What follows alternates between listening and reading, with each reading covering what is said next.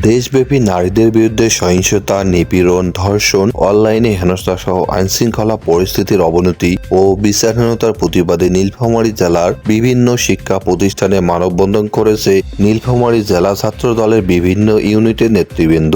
নীলফামারী সরকারি কলেজ চত্বরে ঘণ্টাব্যাপী এই মানববন্ধন কর্মসূচি পালন করা হয়। পাশাপাশি ডিমলা ইসলামিয়া ডিগ্রি কলেজ, জলঢাকা সরকারি কলেজ কেন্দ্র ঘোষিত এই মানববন্ধন পালন করে। যদি কেউ কোনো ধর্ষক আমরা ধরি, তাকে আইনের হাতে তুলে না দিয়ে আমরা আগে নিজে গণধোলাই দেব। কোনো ধর্ষক কারো ভাই হতে পারে না, কোনো ধর্ষক কারো ছেলে হতে পারে না। ধর্ষকের একটাই পরিচয়, সে ধর্ষক। আমরা ইসলামিক শরীয়ত মতে জানি যে একজন ধর্ষকের যে শাস্তি হওয়া দরকার, আমরা সেই শাস্তির আইন আমরা বাংলাদেশে প্রণয়ন করতে চাই। যে ধর্ষক একজন ধর্ষককে তার গলা পর্যন্ত মাটির নিচে পুঁতিয়ে পাথর নিক্ষেপ করে তার জন্য মৃত্যুদণ্ড দেওয়া হয়, এই আইন যেন আমরা বাংলাদেশে প্রণয়ন করতে পারি।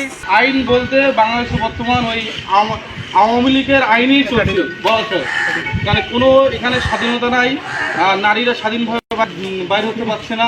বিভিন্ন প্রকার আওয়ামী লীগের যে সন্ত্রাসী বাহিনীরা নানা আপনার তথ্য থেকে দেখেন যে সকল ধর্ষণ করছে প্রত্যেকেই আওয়ামী লীগেরাই বলা চলে।